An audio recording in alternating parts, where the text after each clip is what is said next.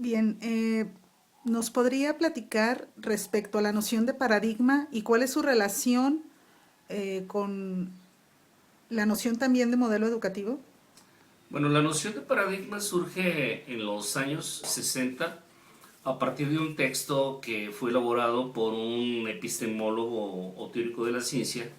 que se llamaba Thomas Kuhn, en un libro fundamental, una obra clásica dentro del campo de la epistemología contemporánea, que es la estructura de las revoluciones científicas. El problema que estaba intentando dar cuenta o pretendía resolver Thomas Kuhn tenía que ver con la idea de por qué hay cambios en la historia. Es decir, qué es lo que hace que haya cambios en el desarrollo del conocimiento científico históricamente. Es decir, por qué en un momento dado una manera de entender, de explicar, de comprender y de dar cuenta de los hechos del mundo real se hace de una determinada manera y cuáles son los motivos que en un momento dado inciden para que se dé este cambio. Para ello él, como físico, y por la fuerte influencia que tuvo en el contexto histórico en el que él vivió, fundamentalmente con el Círculo de Viena o la escuela neopositivista, bueno, él intentó, a diferencia, por ejemplo, de Karl Popper, que planteaba un modelo sustentado a partir de su noción de conjetura y de refutación, él lo que intentó plantear es incluir el elemento subjetivo y psicológico como un elemento fundamental para poder entender y comprender las transformaciones que se dan en el campo de la ciencia básica. Y bueno, a partir de ello, él creía o consideraba que lo que regularmente permite el desarrollo o el no desarrollo en el campo científico es precisamente esta noción de paradigma, que la podemos entender como un modo de hacer, de construir, de explicar, de dar cuenta de los hechos, de utilizar una determinada metodología, determinadas herramientas que en un momento intentan dar respuesta a un problema específico. Esta noción, que originalmente fue empleada con esa intención, posteriormente ha sido desplazada a otros campos disciplinares que, sustentados precisamente en cómo esta idea de paradigma como un modo de hacer, de comprender y de interpretar los hechos, tiene que ver con los modos de hacer y de interpretar y de construir en otros campos disciplinares. Es decir, en el caso de los modelos educativos, tendría que ver precisamente con una lógica que en un momento dado genera estrategias, métodos y instrumentos que son aplicables dentro de un campo específico. Y en el caso de la educación, y particularmente de la noción de modelo educativo, pues se referiría precisamente a todos esos componentes que sustentan epistemológica, filosóficamente e instrumentalmente una manera de observar, de pensar, de reflexionar el hecho educativo y de generar algunas formas de aplicarlo en las realidades específicas que tendrían que ser las propias del aula. Bien, y respecto a lo que estábamos platicando hace un momento sobre cómo es la correspondencia entre el paradigma, el modelo y un elemento más que sería el currículum, ¿depende uno de otro o hay alguna relación de correspondencia entre ellos? Históricamente lo que se ha hecho es precisamente operar en una perspectiva de corte positivista, lineal o nomotético-deductiva para otros públicos, en donde precisamente pareciera que habría que partir de un conjunto de principios a manera de premisas para que a partir de esos principios se puedan derivar o deducir algunos planteamientos a nivel hipotético de cómo operar y de cómo hacer funcionar, en este caso, la noción de modelo. Es decir, se parte de la idea de que en un principio se requiere establecer como los elementos fundacionales de una perspectiva o de un horizonte teórico-metodológico, para que a partir de esos principios uno pueda derivar las estrategias y el uso de algunas herramientas que tentativamente pretenden ser coherentes y ser pertinentes a estos principios. Es decir, hay una idea de que la coherencia de estas estrategias y de estos principios que sean aplicados, en este caso en el campo educativo, dependería en gran parte de la claridad en los principios de aplicación que tienen precisamente por su intención fundacional estos elementos. Esto, en un sentido teórico, podría ser interesante, pero la realidad nos dice otras cosas. Es decir, la realidad nos muestra que regularmente los sujetos se apropian de diversas maneras de estos principios de sustentación teórico-metodológica, y que en un momento dado la realidad, que es mucho más compleja, les presenta otro tipo de necesidades y de requerimientos que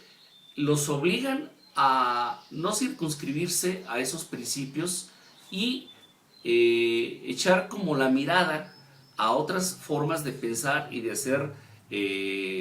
lo que correspondería a la acción educativa, pero no siempre sustentada en ese principio fundacional que pretenden los modelos. Es decir, no es que en un momento dado tengamos que partir de la perspectiva fundacional, luego de ello derivar los principios y de los principios ir a la práctica real. Si generalmente los contextos en donde se desarrollan nuestras prácticas difieren mucho de esa visión lineal que generalmente los modelos cerrados y de carácter deductivista le plantean a los sujetos en su quehacer cotidiano. Bien, en este sentido, entonces, pudiéramos decir que el modelo definirá el currículum. Teóricamente es la pretensión del modelo, es decir, que haya ese principio de correspondencia y de coherencia entre los principios y la manera de estructurar y de implementar el desarrollo curricular. Pero el problema no es tanto un problema teórico, es un problema más de corte práctico. Sí, porque los sujetos que aplican o implementan el currículum regularmente viven en contextos diferenciados que atienden a universos o públicos diferenciados, y eso les demanda en un momento dado hacer adaptaciones curriculares que en un momento dado tendría que ver con esta idea de Jimeno Sacristán, de cómo cada profesor implementa y elabora su propio desarrollo curricular. Es decir, cada quien en su práctica educativa implementa y adapta de acuerdo a la epistemología y a la concepción implícita que cada profesor o cada instructor o cada conductor de proceso educativo tiene al momento de interiorizar ese modelo y esa perspectiva u horizonte curricular en el que se pretende desarrollar la práctica. Es decir, podríamos más bien hablar de una dialógica permanente entre la práctica del profesorado y los principios emanados de un modelo fundacional de carácter educativo. Es decir, tendríamos que hablar de una práctica compleja, o como lo dice este mismo autor Sacristán, de un cruce de prácticas.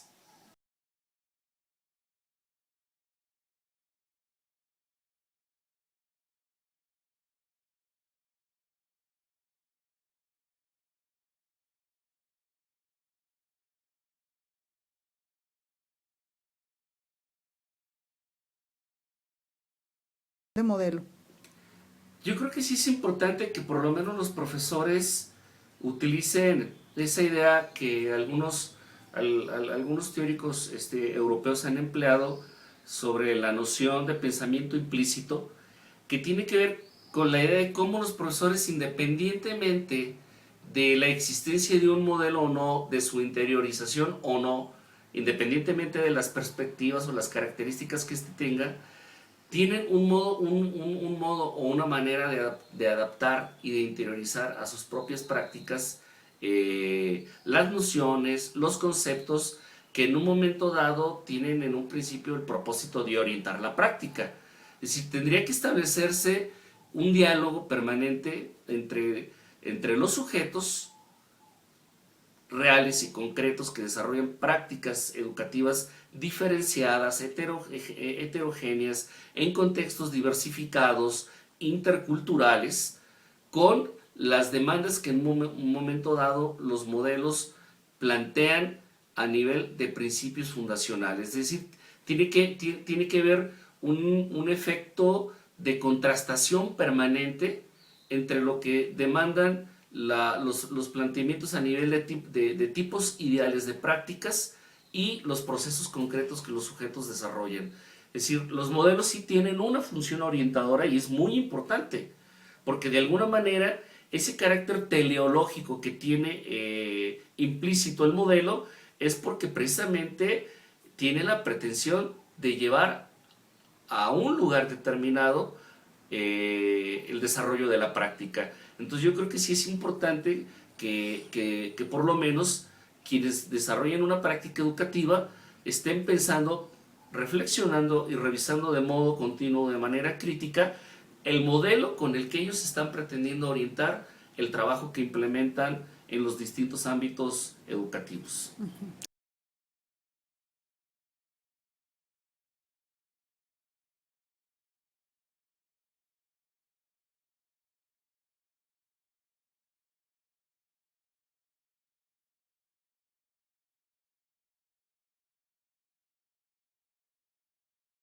¿De alguna manera? Bueno, las clasificaciones son siempre provisionales e históricas, responden a determinados patrones. Hay siempre un modelo epistemológico que subyace detrás de las mismas. Pudiéramos en un momento dado, si habláramos de modelos en términos generales, hablar a grandes rasgos, sin la pretensión de excluir, de tres grandes modelos que por lo menos operan en los discursos y en las prácticas educativas de nuestro contexto. Y uno de ellos es pues el que ya cité anteriormente, de corte positivista, nomotético deductivo.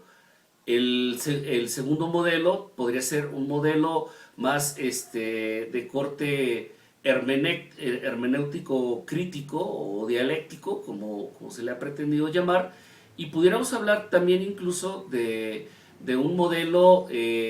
tecnologizador o tecnologizante, que es el que de alguna manera se ha venido imponiendo en nuestros contextos educativos recientemente. Es decir, modelos en donde se hace prevalecer el papel que desempeñan las herramientas y los usos de las nuevas tecnologías de la información y de la comunicación,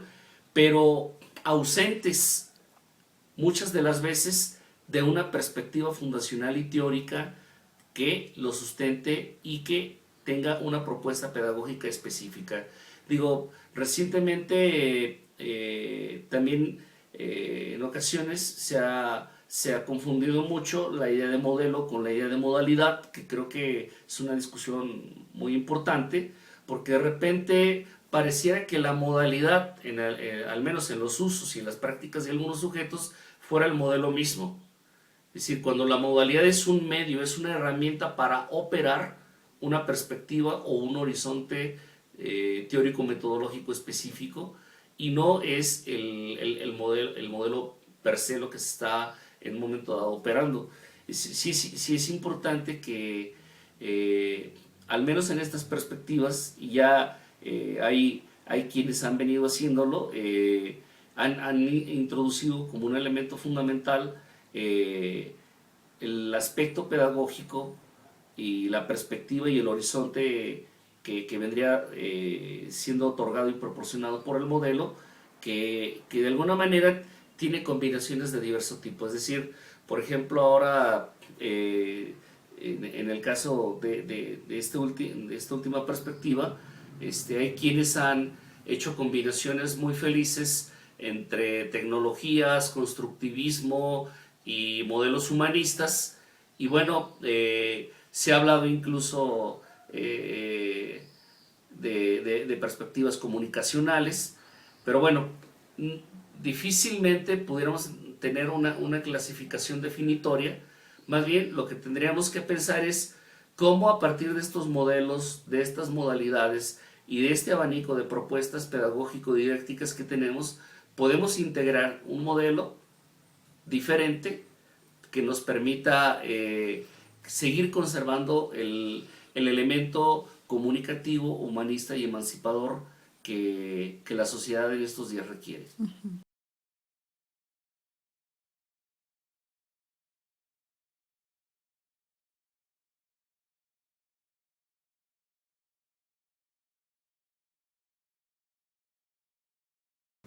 A mí me parece que debe haber un juego dialógico entre ambos. Es decir, los modelos son provisionales, históricos y en consecuencia finitos.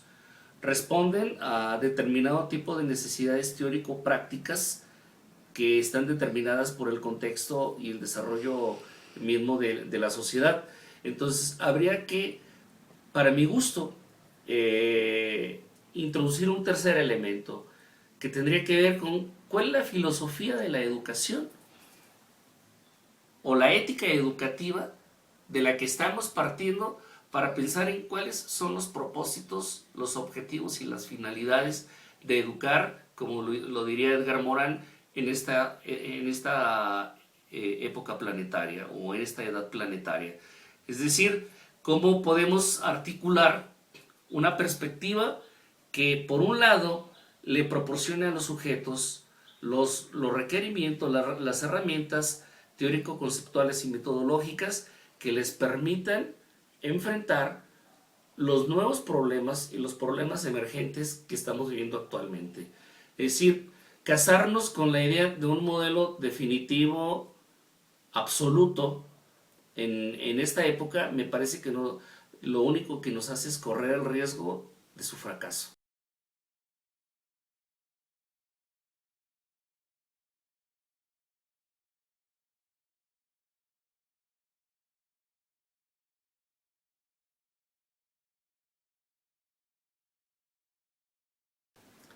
Bueno, a mí me parece que sí, en principio es fundamental que alguien que se dedique a hacer investigación científica en educación tenga un conocimiento amplio y profundo, tanto a nivel histórico como a nivel sincrónico, de cuáles son las tendencias más importantes que en un momento dado están operando y determinando el devenir y el decurso de los distintos modelos. Pero también es fundamental que se pongan permanentemente a prueba. Es decir, no podemos quedarnos solamente al nivel de la construcción discursiva, sino que tenemos que pensar en cómo estas distintas tonalidades discursivas podemos ponerlas a prueba permanentemente en la acción educativa. Es decir, esto requeriría, por un lado, de que sí efectivamente hay que tener un arsenal conceptual importante que nos permita situarnos, que nos permita como investigadores saber en qué contexto nos estamos moviendo, quiénes son nuestros interlocutores, frente a qué posicionamientos estamos en un momento dado, por decirlo así, discerniendo, combatiendo, discutiendo o estableciendo diferencias, porque eso precisamente nos permite reposicionar y plantear con claridad la perspectiva que podemos ofrecer en el campo de la investigación.